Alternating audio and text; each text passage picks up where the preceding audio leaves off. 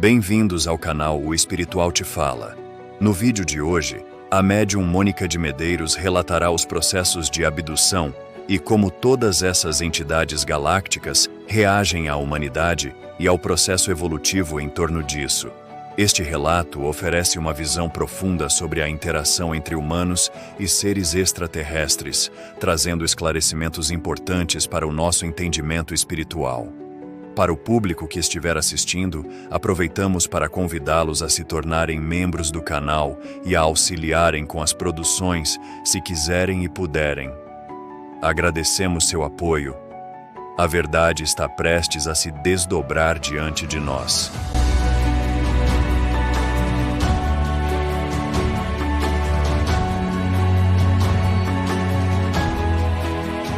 E eu queria voltar um pouquinho só, mais no início da sua história. Eu queria tentar dissecar, explorar bem a questão da abdução alienígena, tá? Então vamos tentar fazer uma cronologia, né, e tentar entender certinho exatamente como aconteceu, tentar conseguir os detalhes assim, né, de todo esse processo, tudo que você vivenciou. Quando que foi a primeira abdução que você entende que aconteceu? 3 dias depois de eu ver o Gasparzinho. Tá, Com 5 anos. Primeiro ET, eu tinha quase 6 anos. O primeiro ET, hoje você fazendo estudo de casos de abdução, eles usam muito o imaginário infantil para a criança não estabelecer um receio. Você quebra a resistência da criança. Então, a gente atende uma criança, uma menina de 7 anos na casa do Consolador, que era louca pelo querido pônei rosa. E eles apareciam como se fosse o querido pônei rosa e ela seguiu o querido pônei para dentro da nave. Eles usam o imaginário infantil. Como eu gostava do Gasparzinho, porque eu gostava mesmo, ele veio como Gasparzinho. Ele podia vir como super-homem. Só que eu não curtia o super-homem. Nem conhecia o super-homem. Eu gostava do Gasparzinho, tá? 3 dias exatamente depois do Gasparzinho foi a primeira vez que eles me levaram. E como foi exatamente isso? Você lembra de estar acordada, dormindo? Eu estava dormindo. Tá. Quando eu acordei com alguém, era uma mão gelada, uma pele escamosa, né? Como sabe pele de golfinho? Você já tocou um golfinho? Não. É uma pele fria, né? Uma pele mais fria e lisa, muito lisa, né? Eu senti isso pegando na minha mão. Eu acordei com essa sensação, 3 dedos tocando na minha mão. Eu era pequena e eu era menor que ele, né? Ele tem, normalmente os greys têm 1,20 m, 1,30 m, não varia muito a altura deles. Quando eu olhei para ele, eu não estabeleci resistência. Provavelmente por alguma indução hipnótica que ele fez, porque eles fazem isso com facilidade. Então, ele me puxou da cama, eu desci da minha cama, eu dormia no quarto da minha tia Iracema, que foi quem me criou. Eu bati o joelho na cama dela e olhei para ver se ela ia acordar. Ela não acordou. Porque eles fazem isso, né? Quem está acompanhando o objeto da abdução, normalmente é sedado, é desdobrado e está longe, justamente para não estabelecer nenhum problema de resistência ou de luta, porque não interessa para eles nenhum tipo de violência, realmente não. Aí eles eram 3, né? O primeiro chama Zilok, esse primeiro, depois eu fiquei sabendo o nome dele. Zilok. Zilok. Tá. Aí a gente foi para a nave. Tá. Eu entrei naquele raio de luz. Eu me senti puxada pelo estômago. A primeira coisa que eu senti foi falta de ar e náusea. E tontura. Tá, mas aí, então, vamos entender. Ele colocou, foram 3 dedos na sua mão. Ele pegou minha mão, eles têm 4 dedos. Ele pegou minha mão... com 3. Com 3, Tá, aí vocês foram andando pela casa? Sim, pelo meu corredor. Meu quarto ficava no fundo do corredor. Tá. Ele me puxou pela mão, aí que eu vi que tinha 2 no corredor esperando. Nós fomos até esses 2, fomos os 4 juntos para esse raio. E esse raio... sumiu, desapareceu. Eu dei conta de onde eu estava quando eu estava já dentro de uma nave pequena. E aí quando você saiu da cama e você viu mais 2 figuras no corredor. No corredor. Você sentiu o quê naquela... Nada, isso que eu estou te falando, ele devia estar com alguma indução hipnótica, porque era como se eu tivesse com sono. Entendeu? Tipo meio grog. Grog, assim. Eu não tinha medo, eu não tive medo deles. É como se eu tivesse anestesiada mesmo. Ele me pegou pela mão, vamos lá, eu não pensei. Quer dizer, eu não lembro hoje de ter tido qualquer tipo de raciocínio naquela época. Tá. O primeiro raciocínio que eu tive, quando eu vi o ambiente circular que eu estava e os 3 numa mesa, foi que eu olhei para a escotilha e vi a Terra se afastando. Foi aí que eu vi onde eu estava. Aí me deu medo. Mas também passou logo, você deu o medo rápido, quer dizer, existia uma indução hipnótica realmente importante ali. Tá, então vamos lá, continuar. Então foi do corredor, aí teve um lapso temporal.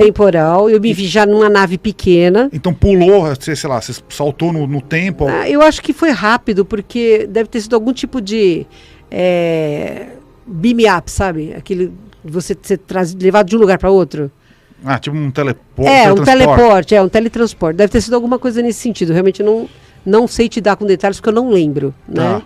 Mas quando eu voltei a ter uma noção de tempo e espaço, eu já estava numa nave pequena. Essa nave pequena entrou numa nave maior. Isso eu lembro bem, da nave entrando numa nave maior, né? Como se tivesse uma cortina, porque você via que você passava através de alguma coisa. Então não despressurizava aquele espaço grande, você entrava num deck mesmo. Aí a gente saiu e o mesmo ET, o Zilo, que me pegou pela mão de novo, e a gente começou a andar pelo corredor. E eu de pijama, tava com meu pijaminha. Da nave? Da nave, de uma nave grande, aí já era uma nave grande. Então você saiu dessa menor, que te transportou, te trouxe da Terra até o espaço. Isso. Levou para uma nave mãe. Isso. Aí tinha tipo um deck de aterrissagem, que era uma cortina. Não sei te dizer se era uma nave mãe, mas era uma nave grande. A primeira era uma nave pequena. E o formato dela, você lembra alguma coisa? Não, porque eu nunca vi ela por fora, eu sempre vi ela de dentro. Eu não sei te falar. Né? Eu não sei te dizer isso, porque eu não tinha acesso a todo lugar. Eu tinha aquele corredorzinho, era um corredor largo que é do deck até esse espaço onde havia essa mesa de exames. E daí o Sarau ia daquilo e voltava pro deck. Né? Então eu não sei te falar a forma. Tá, e aí quando você chegou nessa nave maior, era tipo um hangar, era um espaço amplo? Era um espaço amplo, que tinha outras naves pequenas, né? A gente desceu da nave, tinha 3 degraus, a gente desceu da nave, e aí tinha uma rampa, a gente foi por essa rampa, viramos à direita e já estávamos nesse corredor. Da nave maior? Na nave maior. E aí você foi conduzido até uma sala de... Isso, uma parede abriu, quando ele fez com a mão, ele passou a mão na frente da parede, a parede abriu. Dentro dessa sala tinha uma mesa de exames, como se fosse uma mesa de cirurgia. Em cima tinha um foco, como se fosse um foco de cirurgia. Eu não me lembro como eu fui parar nessa mesa, mas nessa mesa eu só conseguia mover meus olhos. E nesse trajeto entre a nave que você desceu, você falou, então eram 3 degraus e uma rampa, você via que existia uma vida acontecendo ali. Tinham outras... Não, eu só vi o Zilok.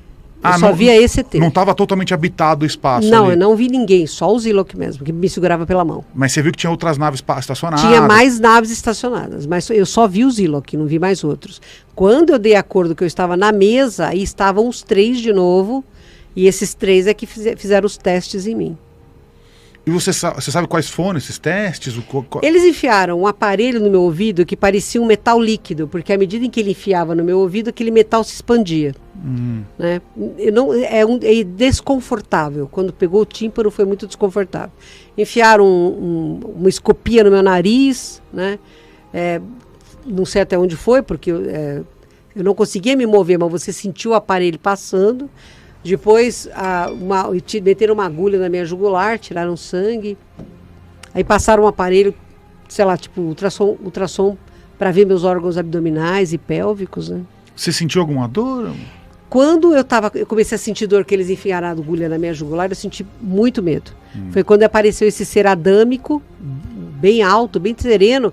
Ele tocou a minha testa e eu, por telepatia, ele me passou, né? Fique tranquila, somos seus amigos, não lhe faremos mal. O que é um ser adâmico? Nós somos adâmicos, a nossa espécie.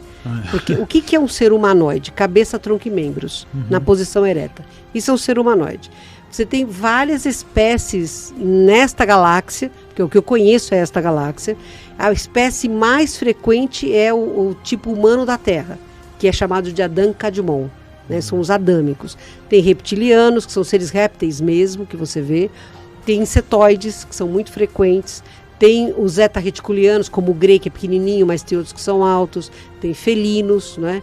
E talvez outras espécies que os aquilinos, está muito frequente agora você vê os que são meio pássaros, tem cabeça, tem pena, né? São super diferentes. São as espécies mais frequentes, é o adâmico, o reptiliano, o insetoide e o reticuliano. Tá, então vamos lá, vamos continuar. Então você estava lá na mesa de cirurgia com 3 greys clássicos, né, que a gente pode considerar. Sim. Então, magros, pele acinzentada, olhos negros, sem nariz. Isso. Eles não se comunicaram com você em momento algum? Em momento algum. Não houve uma única tentativa de comunicação. Eles simplesmente fizeram o que tinham que fazer. O primeiro, Zilok, né? Quando ele olhou direto no meu olho, né? Foi nesse olho meu aqui. Eu vi como se fosse filme, flashes, provavelmente de encarnações anteriores minhas. Ele fez um scan, né? Porque eles fazem muito isso. Eu tenho uma deficiência nesse olho. Eu tenho 60% de olho só no olho direito, 60% de visão só no olho direito. Não estou dizendo que é culpa deles, de jeito nenhum. Mas foi o olho que ele usou para fazer esse scanner. Eu estou vendo, parece que tem uma diferença de cor nos seus olhos. Tem Às isso? vezes Tem um mais tem. azul e um mais Às verde? Às vezes tem. Você está Às enxergando vezes isso ou não? Acho que é a luz, né? Eu acho que é a talvez iluminação. cego, eu acho que eu Pode não ser. enxergo, não. Eu nunca vi isso, mas meu olho muda de cor como qualquer olho claro. Não tem personalidade, né? Ele muda de cor. Tá, Caramba. então tá bom. Então, beleza. Então começaram a furar, colocaram uma Agulha. Uma agulha Tirar na sangue jugular. da minha jugular. né? E aí, nesse momento, apareceu um ser adâmico. Sim, que eu você fiquei comenta. muito assustada. Eu não sou de chorar, nunca fui, nem quando era criança. Mas você não estava amarrada, nada. Nada, cara, nada Paralisada. eu estava paralisada, nada me segurava, eu só conseguia mover meus olhos.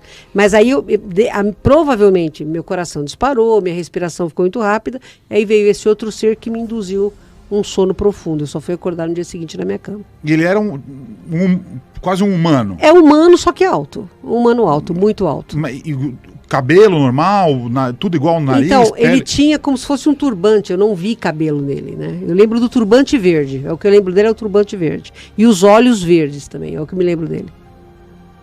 E nessa hora você ficou morrendo de medo que você achou que você ia morrer. Não, fiquei com medo quando ele meteu a agulha, que doeu pra caramba, a agulha doeu mesmo. O do ouvido, quando encostou aquele negócio no meu tímpano, eu senti muito desconforto. Entendeu? Mas quando ele enfiou a agulha na minha jugular, aí doeu mesmo, aí eu entrei em pânico.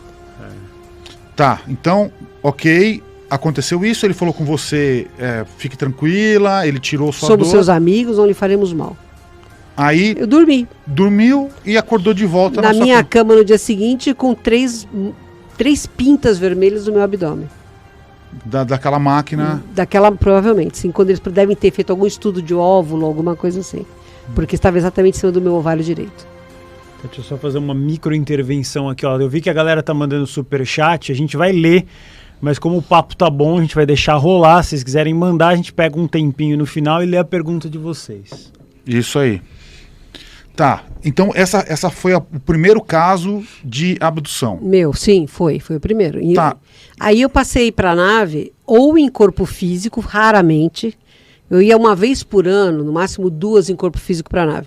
A maior parte das vezes que eles vinham me buscar, eu ia em projeção astral. É só perispírito. Aí era super legal, porque aí não tinha agulha, não tinha mesa, não tinha nada. O que eles faziam com a gente, assim, quando eu entrava, né, era como se fosse uma nave também, mas iam outras crianças humanas. Eu lembro até de um caso, eu tinha acho que 8 anos, que uma das meninas estava berrando que nem louca, né? E eu queria que ela calasse a boca para eles não olharem na nossa direção. A vontade era de bater naquela menina. Ela era maior que eu. Aí eles levaram a gente numa sala e tinha crianças que não eram humanas, né? Eles eram bem híbridos, bem diferentes. E ele falava pra gente, né? Brinquem. Eu falei, cara, não tem nada pra gente brincar aqui, não tem nem um banquinho pra gente sentar. Numa outra vez que nós fomos o mesmo grupo de crianças humanas, estava cheio de brinquedo a sala. Então eles captaram o que falta para as crianças brincarem. Eles queriam muito que a gente interagisse com essas crianças híbridas. Era muito importante para eles que as crianças híbridas aprendessem a brincar como as humanas, interagissem com as humanas. Né? E o que eles fizeram, principalmente depois dos meus 10 anos, eles mostravam vários eventos graves para o planeta Terra, e eles diziam que a gente tinha que amar a Terra, tinha que proteger a Terra, que todos, minerais, vegetais, animais, luminais, éramos todos irmãos, que éramos manifestações da fonte criadora, que é como eles chamam Deus, né? Eles ensinavam a gente a trabalhar em conjunto, a resiliência, despertavam muito na gente a necessidade da gente ter ideais. Isso aí era contínuo. Quando eu ia em corpo físico era horroroso, porque significava agulha, significava testes, né? chipagem. Eles tinham um negócio horrível que ele colocava me colocava, né, numa projeção holográfica, numa situação que se repetia. Eu era traiçoada e alguém vinha para me matar. Qual era a minha reação? Isso desde criança, isso foi até 30 anos eles faziam isso.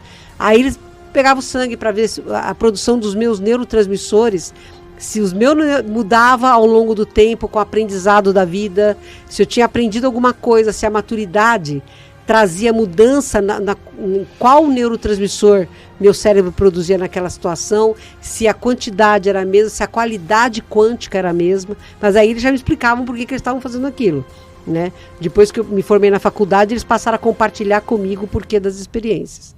Então os abduzidos não são só abduzidos para levar óvulo e espermatozoide, isso é um reducionismo. Para eles é muito importante entender por que nós somos tão reativos como nós somos. A gente sabe que a gente tem 10% ou menos de consciência, né? No meu caso, eu já não lembro o que eu comi no café da manhã. Meu cérebro, eu tenho pensamento acelerado, já não lembro mais o que a gente comeu no café da manhã. Mas o nosso tempo de resposta emocional é muito curto, porque a nossa resposta emocional vem desses 90% que são o nosso inconsciente. Você tem ali, no máximo, 5% do seu passado e o resto é o seu potencial evolutivo. Mas como a gente tem um tempo de resposta muito curto, que é de 100 a 500 milésimos de segundo, você vai na amígdala, no hipocampo, né, para pegar a memória emocional, o frontal, que é o freio estratégico e ético, não tem tempo de impedir você de tomar uma atitude repetitiva. E você vai num reflexo condicionado. É aquilo que você vem fazendo milenarmente. Quando você entende que aquela reação não é para você útil a nível evolutivo, é quando você faz seu salto quântico. Quando você evolui. Quando você sai do nível que você está e passa para um nível melhorzinho. Essa formação do nosso sistema límbico, que é o computador que a gente tem no centro do cérebro, né, emocional, na humanidade é de 100 a 500 milésimos de segundo, então é muito curto. E isso atrai espíritos que são superficiais, hiperreativos, emocionais e imaturos. Nós. Por isso que para que a Terra possa caminhar para um padrão vibratório melhor, que é o futuro, que é a nova Terra, um mundo de regeneração, saindo dessa loucura que a gente vive, que é o planeta de expiação e provas, você precisa ter seres mais equilibrados, menos emocionais, menos reativos, mais maduros.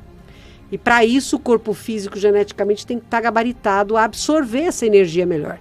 Então os estudos que eles faziam é para criar um híbrido que tem um tempo de resposta maior de 500 milésimos de segundo, dando tempo para o frontal exercer o freio ético e o freio estratégico. Então, a maior parte das pesquisas com os abduzidos é a respeito dessa reatividade emocional. É neuroquímica, estudam neurotransmissores, estudam hormônios, estudam memória celular, porque é isso que mais importa para a formação do híbrido.